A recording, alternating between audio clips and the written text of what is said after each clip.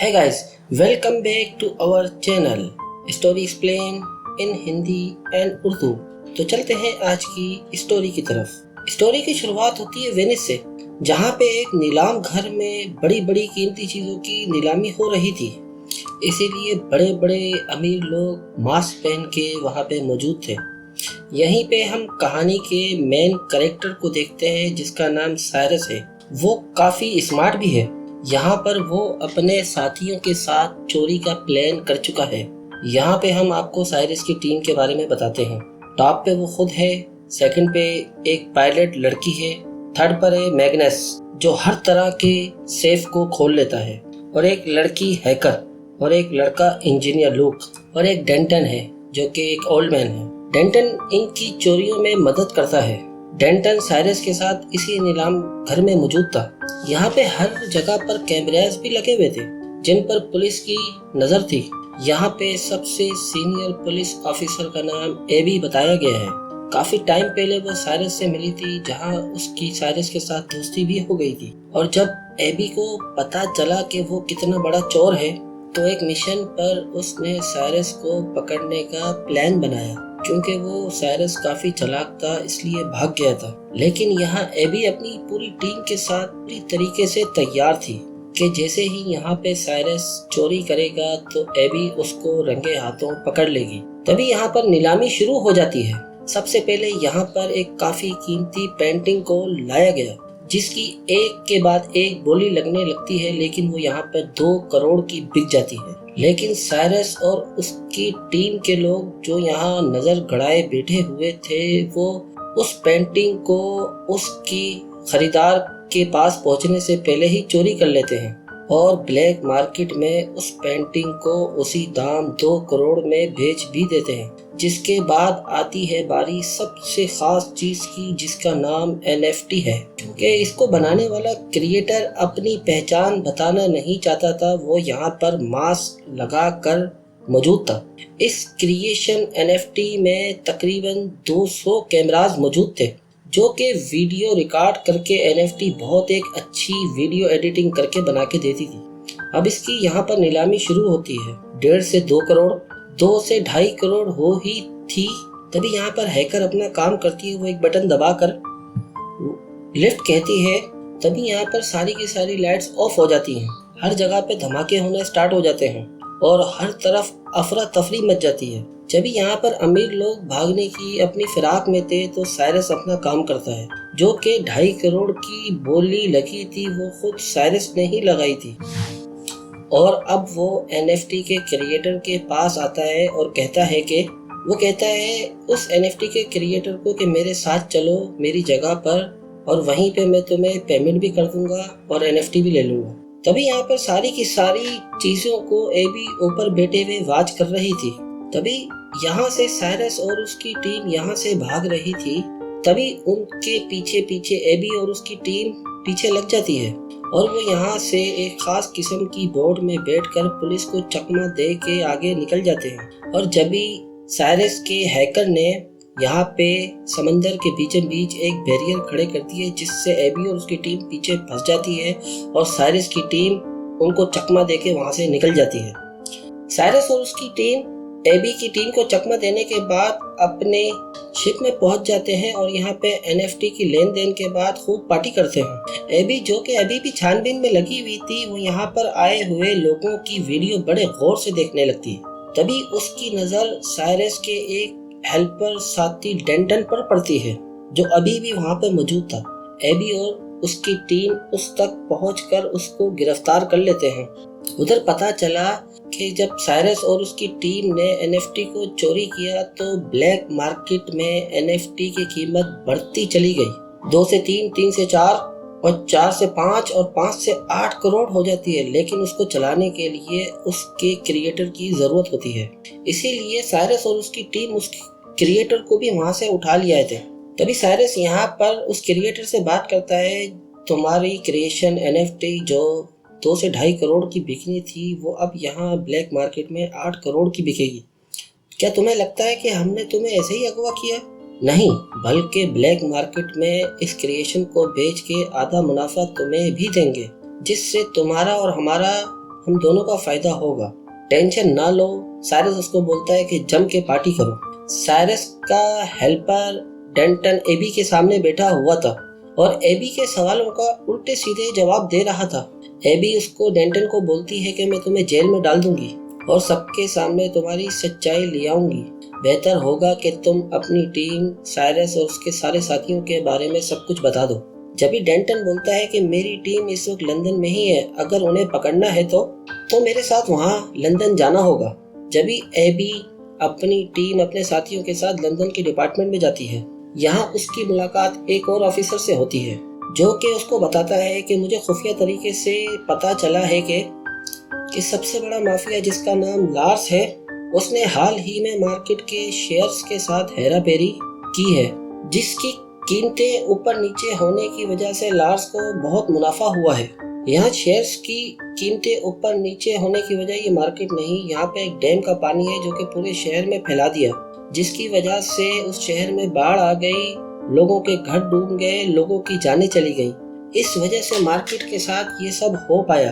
अब लार्स बिल्कुल ऐसा ही एक दूसरे शहर के साथ करने वाला है, जिसमें लार्स के साथ साथ एक बहुत बड़ी माफिया भी इन्वॉल्व है और ये काम वो दोनों माफिया ग्रुप मिलकर अगले 2 महीने में अंजाम देने वाले हैं। लार्स उस माफिया को पहले पेमेंट करेगा।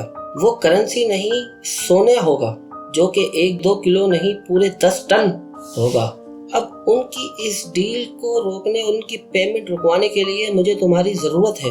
अब यहाँ पे ऑफिसर एबी को बताता है कि मुझे यहाँ पर ऐसे बंदे की तलाश है जो चोरों की तरह सोचकर चोरों को पकड़ सके। जाहिर है हमें इस काम के लिए किसी मास्टरमाइंड चोर की जरूरत है। वो ऑफिसर एबी को बताता है वो कौन है, तुम अच्छी तरह से जानती हो। हाँ बिल्कुल, साइरस। जब एबी फौरन बोलती है no no no no sir, जैसा आप सोच रहे हैं ऐसा कुछ भी नहीं हो सकता।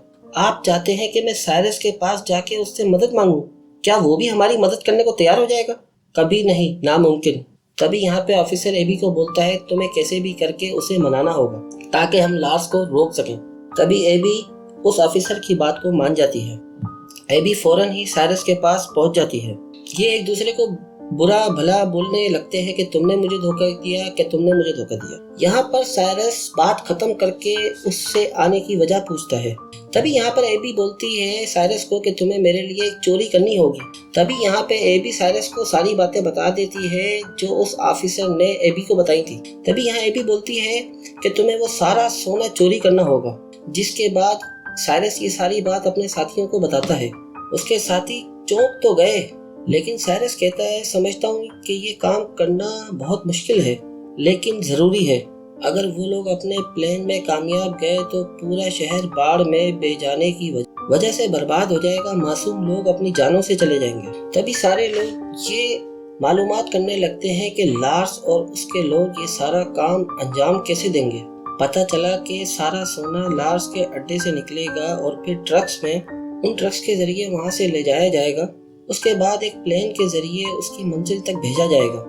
इसीलिए यहाँ पे साइरस और उसकी टीम अपने अपने कामों में लग जाती है कि वो कैसे अपना मिशन अंजाम देंगे। तभी यहाँ पे हैकर बताती है कि हम बिल्कुल ऐसा ही एयरप्लेन यहाँ पे बना लें तो चोरी करना आसान हो जाएगा। तभी यहाँ पे एक सवाल खड़ा होता है कि बिल्कुल ऐसा ही एयरप्लेन आएगा कहाँ से। तभी यहाँ पे साइरस कहता है कि मैं नीलाम घर में एक अमीर लड़के से मिला था, उसके पास एक ऐसा प्लेन है जो कि थोड़ा बहुत उस प्लेन से मिलता जुलता है, उसको हम तब्दील करके बिल्कुल ऐसा ही बना सकते हैं, तो हो सकता है वही हमें वो प्लेन दे दे। तभी ये सारे के सारे लोग उस प्लेन डीलर के पास पहुंच जाते हैं, जो यहाँ पर वो आलीशान एयरप्लेन उनको दिखाता है, जो कि बहुत खूबसूरत भी था। लेकिन यहाँ पर इस एयरप्लेन को उड़ाना मना था क्योंकि उसके ऊपर छत पर एलईडी ग्लास लगे हुए थे। तभी वो डीलर अपना प्लेन देने से मना कर देता है। तभी एबी उसको बताती है कि मैं पुलिस वाली हूँ, इस तरह के एयरप्लेन रखना वैसे भी गैर कानूनी है और अगर तुमने ये एयरप्लेन हमें ना दिया तो तुम्हें जेल की हवा खानी पड़ेगी। जिसके बाद वो एयरप्लेन का डीलर आखिरकार मान ही जाता है, जिसके बाद इनको प्लेन तो मिल जाता है। तो अगला यहाँ पे मसला सबसे बड़ा ये था कि रडार पर हेरा फेरी कैसे की जाए, जिसके लिए इनको बनाना होगा PSI, जो कि इस तरह के सिग्नल बनाएगा कि हवा में 2 प्लेन एक साथ उड़ रहे होंगे लेकिन वो एक ही प्लेन के सिग्नल शो करेगा। लेकिन यहाँ पर एक छोटा सा मसला था कि जब इन प्लेन को हवा में ऊपर नीचे करेंगे तो यहाँ पर रडार्स में 2 प्लेन शो होंगे जो हेडक्वार्टर में बैठे हुए लोग देख लेंगे, जिसके लिए वहाँ पर अपने किसी खास आदमी को बिठाना होगा। तभी एबी बोलती है कि मैं एयरपोर्ट पे एक खास आदमी को जानती हूँ जो कि मेरा दोस्त है, वो हेडक्वार्टर में ही बैठा होता है, तो हमारा काम वो कर देगा। तो एबी और साइरस उस ऑफिसर से मिलने जाते हैं जो कि व्हील चेयर पे बैठा हुआ था। इन्होंने अपनी बात उसके सामने रखी, जिसके बाद वो ऑफिसर साफ साफ मना कर देता है, मैं ये काम नहीं करूँगा क्योंकि इसमें चोरी शामिल है। नहीं, बिल्कुल नहीं। तभी साइरस उसको बोलता है कि मैं इस काम के बदले तुम्हें 10 लाख रुपए दूंगा। तभी इसके लिए वो ऑफिसर साइरस की बात मान जाता है। तभी यहाँ पर साइरस की टीम अपने अपने काम में लग जाती है और इस प्लेन को ये लोग बदलने में लग जाते हैं और रंग वगैरह करते हैं ताकि ये दूसरे प्लेन की तरह लगने लगे। जिसके बाद PSI की मशीन बनाई जाती है जो कि सिग्नल्स में हेरा फेरी करेगी, मगर उसका साइज बड़ा लग रहा था जो कि किसी भी बॉम्ब से कम नहीं लग रही थी। तभी यहाँ पे एबी बोलती है कि इस मशीन के छोटे छोटे बहुत सारे हिस्से बना दो जो कि यहाँ पे हर एक मेंबर को दे दो, जो कि अपने साथ उस हवाई जहाज में ले जाएगा, तो यहाँ पे काम आसान हो जाएगा। तो यहाँ पे हैकर उसकी बात मान जाती है। इसके बाद वो काफी मेहनत के साथ PSI मशीन के अलग अलग हिस्से बना देती है। तभी यहाँ पर उनका फाइनल दिन आ जाता है जो कि यहाँ पर सारे अपने अपने काम में लग जाते हैं। इन्होंने आधे टिकट बिजनेस क्लास के लिए थे और आधे इकोनॉमी के, ताकि ये लोग पूरे ही हवाई जहाज में फैल जाएं। तभी यहाँ पे पता लगता है कि लार्स के 2 गुंडे बिजनेस क्लास में और 3 इकोनॉमी क्लास में हैं, जबकि सबसे नीचे था 10 टन सोना। तभी इसके बाद साइरस की पूरी टीम स्टोरी को अंजाम देने के लिए लग जाती है। हैकर ने सारे ही कैमरास को हैक कर लिया था ताकि सारी चीजों पर नजर रखी जा सके। तभी यहाँ पर लॉक मास्टर अपने हिस्से की PSI मशीन बाथरूम में जाके लगा देता है। तभी यहाँ पे इनका एक साथी डर जाता है, वो यहाँ पर हवाई जहाज में इनके साथ नहीं आया था। तभी उसके हिस्से का काम एबी करने का सोचती है। वो बिजनेस क्लास के बाथरूम में जाती है, PSI मशीन को वहाँ लगाने लगती है। तभी यहाँ पे एक झटका लगने से वो PSI मशीन नीचे गिर जाती है और टूट के हिस्सों में बिखर जाती है, जिससे एबी काफी परेशान हो जाती है क्योंकि यहाँ पर कैसे भी करके इस मशीन को दोबारा जोड़कर यहाँ पे लगानी ही थी। तभी यहाँ पे वो गुंडे भी वॉशरूम में आना चाहते थे और अगर इन गुंडों ने ये PSI मशीन को देख लिया तो इनका पूरा प्लान चौपट हो जाएगा। तभी यहाँ पे सूरत हाल को संभालने के लिए साइरस आ जाता है। वो दोनों मशीन को जोड़कर लगा ही देते हैं। तभी यहाँ पे पायलट अपनी जहानत से छोटे वाले हवाई जहाज को उड़ा के बड़े वाले हवाई जहाज के नीचे ला ही देती है। साथ ही PSI के एक्टिवेट होने का इंतजार करने लगती है ताकि दोनों सिग्नल्स के रडार का एक ही सिग्नल जाए। मगर दूसरी तरफ रडार पे हेडक्वार्टर में 2 हवाई जहाजों के सिग्नल आ रहे थे, जो कि जिसको देखकर एयरपोर्ट की उस ऑफिसर की साथी कहती है कि इसके बारे में हमें ऊपर खबर कर देनी चाहिए, जिस पे वो ऑफिसर उस साथी को जवाब देता है कि ये मामूली बात है या एक मामूली सी खराबी होगी, ये 2-3 मिनट में हल हो जाएगी। वो उस अपने साथी को अपनी बातों में उलझाने लगता है, जिस बीच PSI के एक्टिवेट होते ही पायलट दूसरे वाले हवाई जहाज को अपने वाले हवाई जहाज से कनेक्ट कर लेती है। कनेक्ट होते ही सिग्नल मिलने लगे, जिससे हेडक्वार्टर में रडार पर एक ही हवाई जहाज शो होने लगता है। तभी यहाँ पे ऑफिसर अपने साथी को बोलता है कि मैंने कहा था ना कि ये मसला 2-3 मिनट में हल हो जाएगा, लो अब ठीक भी हो गई। अब दूसरी तरफ लॉक मास्टर नीचे वाले एरिया में पहुंचता है जहाँ वो सोना रखा हुआ है सेफ में। वो अपनी हाईटेक उस सेफ में लगा कर उसको खोलने की कोशिश करता है। तभी यहाँ पे गुंडों को कुछ शक हो जाता है, वो अपने सोने की तरफ जाने की कोशिश करने लगते हैं। जैसे ही इस बात की खबर साइरस को होती है तो वो उन गुंडों को रोकने के लिए लग जाता है, जिससे उन सब गुंडों की लार्स के गुंडों की साइरस से लड़ाई शुरू हो जाती है। इनकी जबरदस्त हाथापाई होने लगती है। चलते हुए प्लेन में ये लोग लड़ रहे थे। अब यहाँ पे झटके लगने की वजह से पायलट को लगता है कि यहाँ पे कोई गड़बड़ी है, जिसकी वो फौरन हेडक्वार्टर में खबर करता है। तभी यहाँ पे एबी के दोस्त ऑफिसर उस पायलट को बोलता है कि यहाँ का मौसम खराब है, आपको एक दूसरे एयरपोर्ट पे, करीबी एयरपोर्ट पे आपको इस हवाई जहाज को लैंड कराना होगा। तभी यहाँ पर पायलट उस ऑफिसर की बात मानकर उस प्लेन को लैंड कराने लगता है, लेकिन यहाँ पर ये रनवे इस प्लेन को लैंड करवाने के लिए बहुत छोटा था, जिसकी वजह से उस पायलट को काफी मुश्किलात का सामना करना पड़ता है। जैसे तैसे करके वो पायलट उस बड़े हवाई जहाज को उस एयरपोर्ट पे लैंड करा ही देता है, जिसके बाद साइरस की साथी पायलट भी अपने छोटे हवाई जहाज को उस एयरपोर्ट पे लैंड करवा देती है। इस बात का लार्स को भी पता चल जाता है कि हमारा प्लेन हाईजैक हो गया है। जहां उसको लैंड करवाना था वहां होने के बजाय कहीं और करवा दिया गया है, जिस पर लार्स अपने गुंडों को कहता है, जिसने भी मेरे सोने को मुझ तक पहुंचने के लिए रोका है, या तो उनको वहीं पे खत्म कर दो या मेरे पास लेकर आओ। उधर लॉक मास्टर साइरस से माफी मांगता है कि मुझे माफ कर दो, मैं टाइम के अंदर अंदर लॉक तोड़कर सोना नहीं चुरा पाया। अब ये सोना लार्स और इनके माफिया के हाथ लग जाएगा, जिसके बाद ये लोग खतरनाक डील कर लेंगे। अब इनके पास कोई और रास्ता नहीं होता है। इसके बाद ये सोने समेत उन गुंडों के साथ लार्स के पास जाने लगते हैं। इन्हें छोटे हवाई जहाज के जरिए इन्हीं की पायलट इनको लेके जा रही थी। जब दूसरी तरफ लार्स के पास वो दूसरी माफिया भी आ जाती है। वो चाहती थी कि जल्द से जल्द डील होने के बाद शहर में बाढ़ आ जाए, जिसके बाद मार्केट के शेयर ऊपर नीचे होने से दोनों को ही फायदा हो। लेकिन यहाँ पे दूसरे माफिया को पता चल जाता है कि जिस प्लेन के जरिए इनका सोना आ रहा था वो हाईजैक हो गया है। लेकिन लार्स उस दूसरे माफिया को समझाता है कि मेरे गुंडों ने सूरत-ए-हाल को अपने काबू में करके सोना अपने काबू में कर लिया है, माल आपको मिल जाएगा, बस जैसे तैसे करके डील को आज ही आज फाइनल करना है। उधर प्लेन में अभी भी लड़ाई हो रही थी, जिसकी वजह से PSI के सारे हिस्से बर्बाद हो जाते हैं, जिससे हेडक्वार्टर में दोनों प्लेन शो होना शुरू हो जाते हैं। जिसके बाद गवर्नमेंट 2 फाइटर जेट को इस प्लेन पर हमला करने के लिए भेज देती है। लेकिन यहाँ साइरस अपना दिमाग लगाते हैं, वो प्लेन को उल्टा करके, वो उस हवाई जहाज को उल्टा करके उसके नीचे लिख देते हैं कि इसमें लोग हैं, इसलिए इस पर हमला ना करें। इसलिए यहाँ पर फिलहाल वो फाइटर जेट उन पर हमला नहीं करते, बल्कि उस हवाई जहाज का पीछा करने लगते हैं कि ये जहाँ भी लैंड हो पुलिस वहाँ पे फौरन जाके इनको गिरफ्तार कर ले। जब यहाँ पर यह हवाई जहाज लैंड होता है लार्स के महल के ग्राउंड में, जब यहाँ पर उसके आलीशान से घर को बर्बाद करके आगे बढ़ने लगता है, बल्कि सिक्योरिटी दीवार को तोड़ता हुआ प्लेन अंदर जाने लगता है। तभी यहाँ पर सारा का सोना प्लेन से बाहर गिर जाता है। तभी वो माफिया लार्स को कहती है, मैं ये सारा सोना भी ले लूंगी और इसके बाद हमारी डील भी कैंसिल, जो वो ये बोल के यहाँ से जाने लगती है। पर लार्स यहाँ पर जिसको गुस्सा आ जाता है वो उसको शूट करके मार देता है। तभी यहाँ पर वो पुलिस भी आ जाती है जो इनके हवाई जहाज का पीछा कर रही थी। वो उन सबको चारों तरफ से घेर लेती है।